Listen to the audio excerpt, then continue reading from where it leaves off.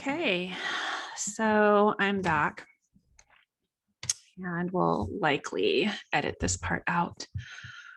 But I just wanted to, in the spirit of this podcast, which is all about an evolution, about being reborn, about the significant situations that happen to us in our lives that change the way our life path goes because of the significance, because it just changes every fiber of our being, these specific experiences that we have.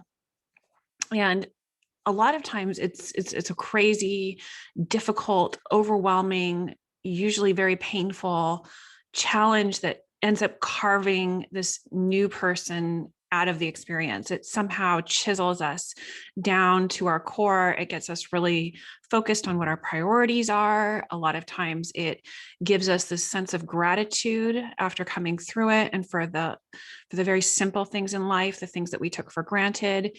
It also very likely changes your life's work, and the choices you make going forward about relationships, about the friends you have, the work you do, how you show up in the world. It can influence every decision you make. And there's this thing that happens. There's the pre-person experience, and then there's that after-person experience. And a lot of times you are not the same person afterwards.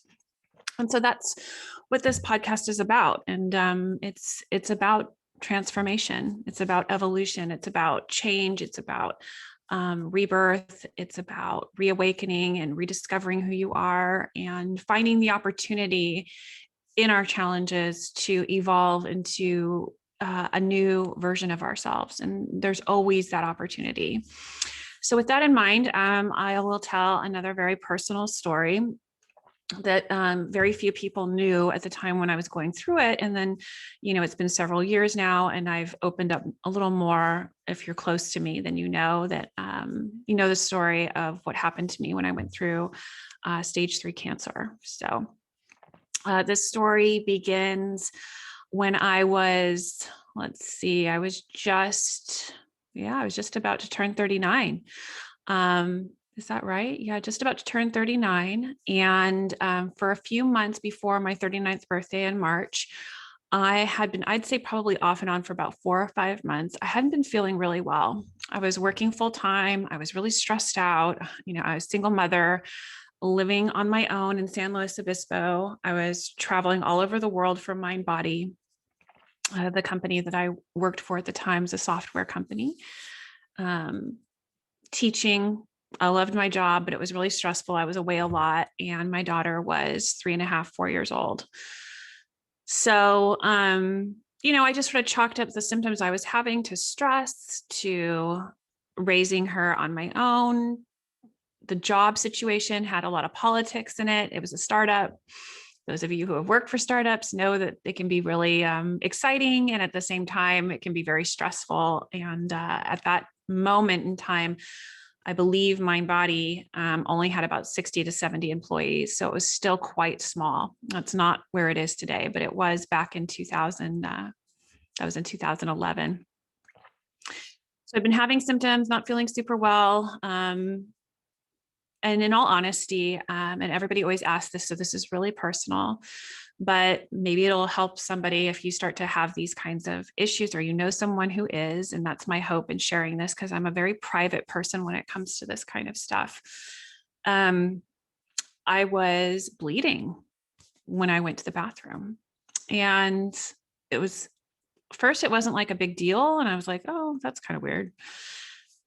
And then it got to be a little bit more, and I was really bloated and not feeling all that well. And I remember talking to some friends, some close friends about it, and even my family. And they're like, oh, it's from having Giselle. You had her naturally, so no cesarean, vaginal birth. And it's from the pushing. You probably have some sort of internal hemorrhoid type situation. And that's what's causing this situation for you. And I wouldn't worry about it too much. It'll probably resolve on its own. You're only 38 years old. You're not losing weight rapidly. There didn't seem to be enough to get everybody worried about what it was. Time goes on. I went to Hawaii I believe it was in January, the year I was going to turn 39, and it just seemed to be getting worse. And so I finally went to a primary care physician, and she did an exam, and she's like, "I'm really sorry, but you don't have internal hemorrhoids. And so that was a little bit worrisome because that's what everybody thought it was. And so she immediately sent me to a gastroenterologist. And for those of you who don't know what a gastroenterologist does, they basically are the doctors that are very knowledgeable about the colon and your digestive system. And so I prepared to go see this new doctor, and he wanted to do a colonoscopy. Well, already this is like, what? Nobody under the age of 50 gets a colonoscopy. They don't start asking you to do that, nor is it common knowledge that you would start any kind of screening for this kind of thing before the age of 50. So I thought, okay, I'm going to do a colonoscopy. I mean, I wasn't thrilled about it. To be honest, the prep is the worst part. The exam itself is, you don't remember any of it because you're asleep. It doesn't take very long, but the prep is awful. You have to drink a ton of really gross liquid all day long for a couple of days. And you spend a lot of time in the bathroom. It's not fun, not pleasant. So I do the colonoscopy. I wake up from anesthesia, and my mom is holding Giselle, who's 3.5, maybe just turned 4 in January of that year. And I come to, and the doctor's standing over me, and he says, "You have a tumor the size of my fist inside your colon." The size of his fist. So like an orange size inside my colon. And that's what was causing the bleeding. That was causing the symptoms that I was having. My mother immediately started crying. Giselle started crying because she didn't know what was going on. Somebody asked the doctor, it was either me or my mom. I think I was in shock. What was the likelihood of this being cancerous? And he said 99.9% this is cancerous. So in one moment, my entire life changed. You're healthy. You're not, you might die. You have cancer. My story is not original. A lot of people get cancer. A lot of people have that moment of, oh my goodness, everything just changed. Everything just shifted with one sentence. But this is my story. And it was bizarre because I was too young to have colon cancer. Also, no family history, which is really common with colon cancer. So anyway, I was reeling from that situation, and then immediately we're in survival mode. What do we do next? There was meetings with an oncologist, with a radiation specialist, and the journey went like this. First was a pill form of chemo that I took every day and made me very, very, very ill, sick, nauseated, no energy at all. And while I was doing that, I had to go through radiation. And the radiation was of my torso and my lower abdomen area, because that's where the tumor was. And they actually tattooed me on either side of my hips with little marks so that they could line up the laser in the exact mark, or the x-ray or whatever it was, every single time. And I had to do that once a week. And that went on for several months as well. Made me very sick. I had to lay perfectly still on the table face down. And I can remember like singing to myself because nobody could be in the room with me while it was happening. It was deathly quiet. I had this laser just radiating me, my abdomen, my lower torso area for like 20 minutes at a time. And it was really stressful and awful. And I used to like calm myself by like singing some of these sort of yoga chants that I had learned because I've been practicing yoga for a really long time by that time, and also teaching for a long time. And it was sort of soothing to me. And that radiation shrunk the tumor. That was the whole point of it, was to shrink it. Well, the byproduct of the shrinking was that it also made me incapable of ever having any more children. That was the price I paid for saving. This was the price I paid for getting my life saved, was you will not have any more children because when we radiate your uterus, it cannot carry another child again. So, which is all is it. There is no more. And thank God I had her when I did. It also had the effect of putting me into premature menopause because the combination of chemotherapy and radiation of that area immediately stopped all hormone production. So all estrogen production, progesterone, testosterone, a little bit of that still going on, but the ovaries got affected. And so the ovaries are what create estrogen in the body for a woman, as well as progesterone and the other sex hormones that you need. It's not a nice to have, it's a need to have, and that's a subject for another day. So I was told that as well, that I would be on hormone replacement for the rest of my life if I chose to. And let's keep in mind, I was just about 39 years old at this point, going through cancer treatment. So radiation ended, the pill form of chemo ended, and we were referred to a surgeon at Stanford Hospital who was kind of an expert in the gastro surgery. And I had to have surgery to remove the tumor, which they did successfully. And I was in the hospital for several days recovering. And then I came out of the hospital and immediately I was put into intravenous chemotherapy.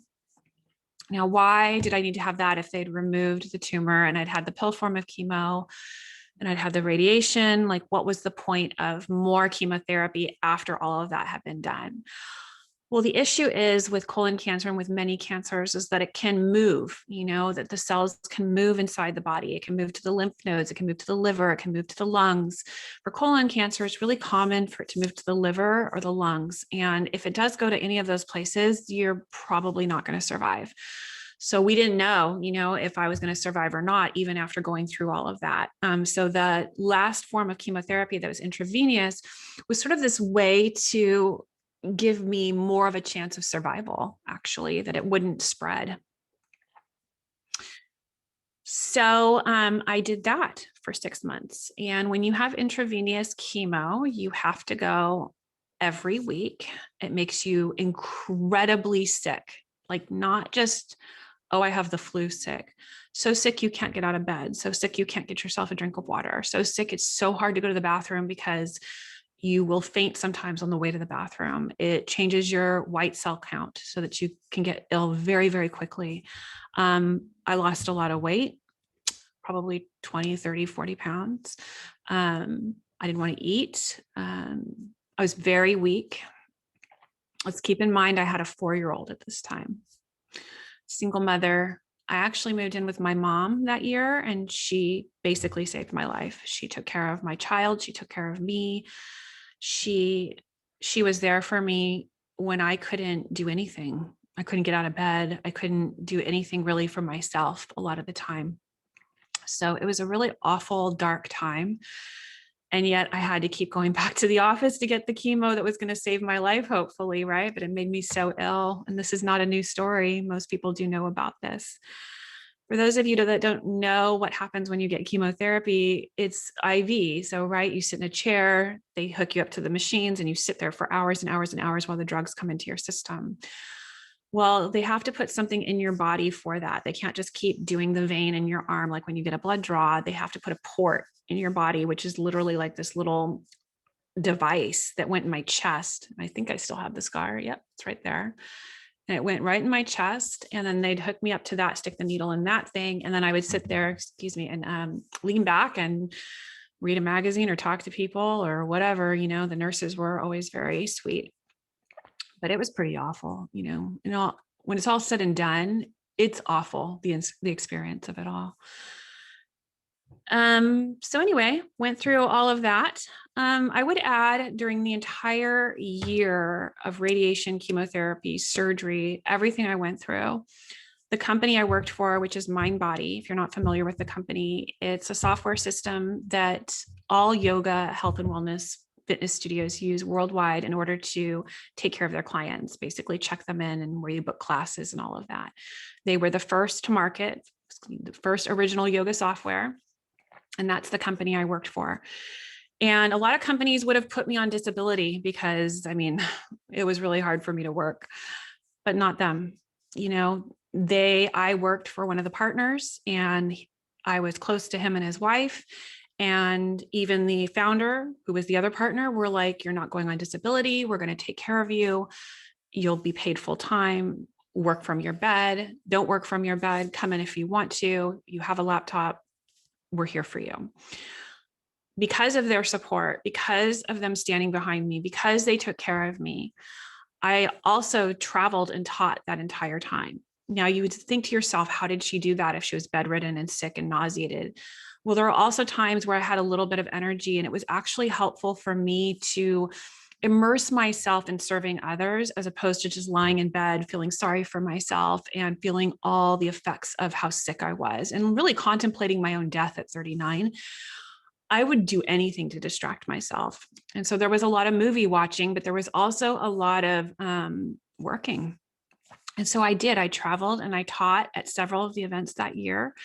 The team was amazing. As soon as I was done teaching the class at the podium, somebody would come up and take me off the stage, and I would go up to the room and sleep.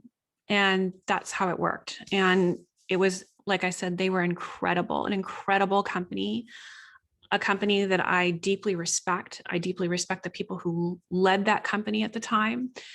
And I can't say enough good things about the way I was treated during that incredibly challenging, awful time in my life.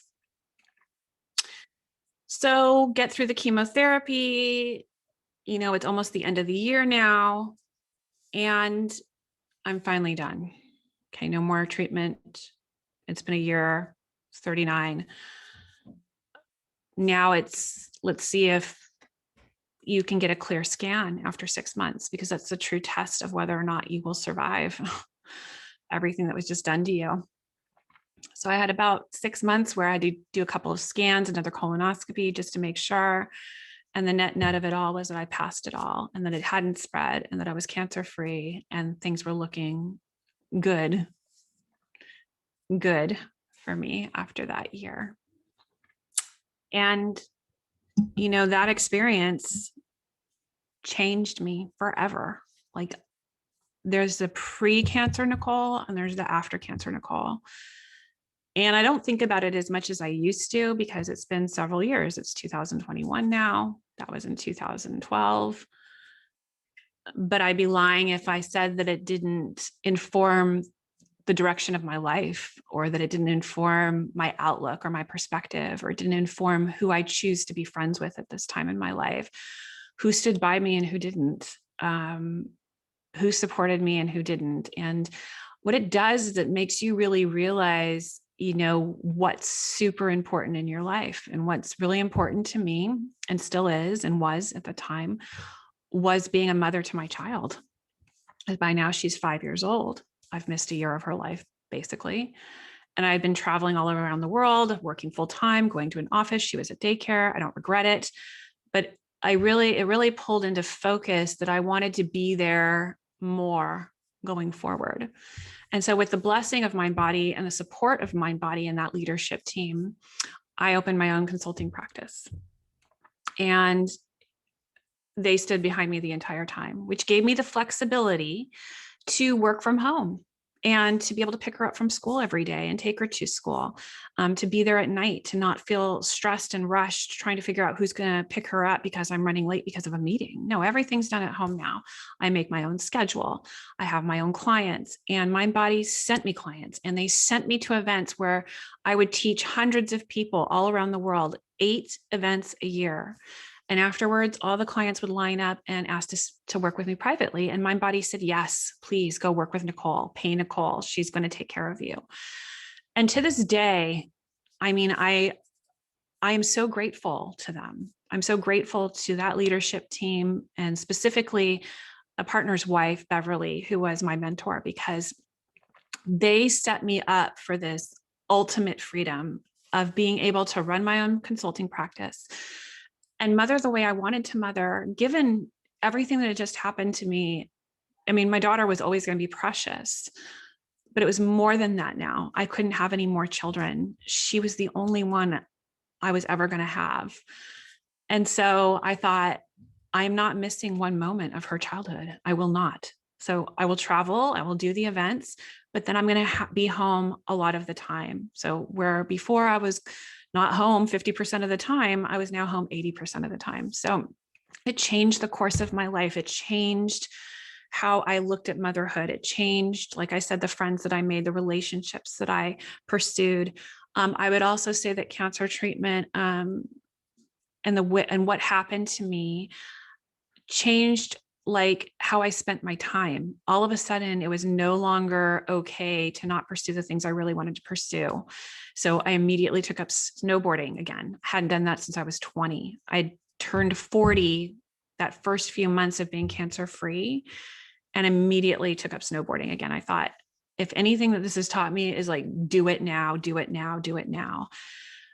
For starting my own business, I always wanted to start my own business. I just never had the confidence to do it. Well, having your life, almost taken away from you removes the excuses. It's just like, that is a big eye opener to do it now, do it now, do it now, do it now. What are you waiting for? And so that was the other thing, which again changed the course of my life. Without opening my consulting practice, I wouldn't even be where I am today, which is not even down there anymore in San Luis Obispo, where I was treated, where MindBody is headquartered. It changed my trajectory. We moved to Marin County. I love Marin County. I lived here prior to having Giselle and always wanted to come back. And going through cancer treatment made me understand, go live where you want to live. You can, you're remote. You can have your clientele anywhere. The other thing that drove me towards Marin was the excellent public school system for my child. And she needed it. And I tell her story in a different podcast, which, that has also informed my life quite a bit, our journey together and my challenge with her and her challenge. It's her story. And yet I'm her mother. And so I'm along in her challenge story, and it has transformed me. My cancer story informs the way I teach. It informs the way I work with clients. It informs how I relate to people. I'm not a frivolous person. I've never been. I've always been very deep, very spiritual, very interested in the real person. And I honor that even more now. So like when I am working with someone, it's not just about marketing. It's not just about sales. It's not just about business. It's so much more than that. I want to hear why they built their business. Why are they there? Why did they take the risk? Why are they teaching every single day? What made them want to open a studio? Okay, let's go there. Let's spend some time there because it's going to inform our choices when we talk about some of this business strategy that's going to make you more successful. So it carved within me this very deep empathy, this very deep compassion, this very deep curiosity, and this honoring of where we come from when we choose to take the risk for entrepreneurship.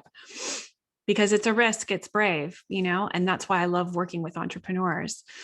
So that's my story. And I guess what I want to say too is the thing is with colon cancer is one, it's supposed to happen after, age 50, which is why the screening starts then. But more and more I hear a lot more stories, inclusive of my own, of younger people getting it. And the thing is with it is that by the time you're having symptoms, it's too late. You're already stage 3 or stage 4. It's one of those invisible cancers that you'll never know that you have it until it's too late. So it's very common to what happened with women in cervical cancer. And then a lot of people died from uterine and cervical cancer before they started doing the screenings for it, the pap smears, which saved thousands, if not millions of women's lives because it was a pre-screening to catch it before it became something. Well, colonoscopies are the same thing. If you have them early, if they start making it earlier for people, then you will never have stage 3 colon cancer. You will never have stage 4 colon cancer. They will remove things if something's in there before you ever have to deal with radiation or chemo or any kind of pain or struggle that I went through. So that's the scary thing about it, is that you can have it and have symptoms and it's too late. You're going to maybe die from it by the time you know that you have it. So I feel very strongly that colonoscopies should be required like mammograms are.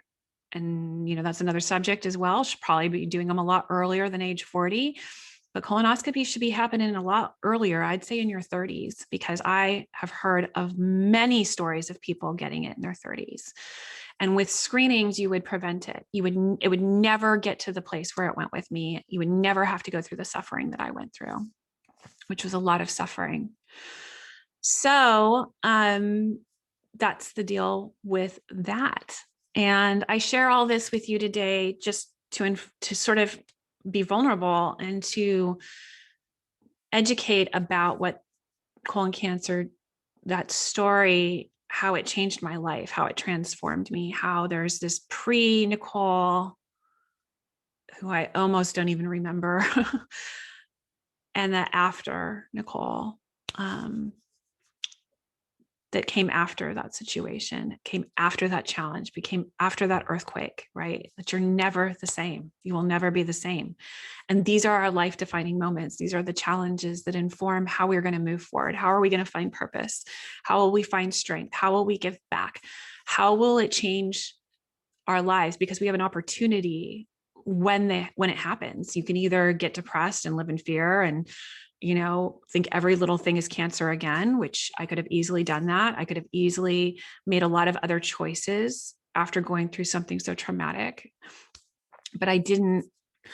I used it as an opportunity to grow and to change and to move my life in a different direction and to do the things I really wanted to do and to really clear away the things that didn't matter to me anymore and that were frivolous. The people in my life that it wasn't a good relationship, to have the real authentic relationships with people, inclusive of my family, and to serve in a way that I had never served before. So there you have it. What I want to know is, what is your challenge story? What were the big life-defining experiences you've had, and how did it change your life? And how did it inform the decisions you've made after? Because that's what's exciting to me. That's what gets me inspired, is hearing, this is what happened and this is what I did with it. This is how I grew. This is how I changed. This is what I want to do with it. And while I want to not only know your story and talk to you about it and hear your growth through that, but what I also find really exciting is the potential of what comes next. So that's the other part that I like helping people with is, well, what idea do you have now and how can we make that a reality? So thank you for joining me today, and I look forward to our next time together.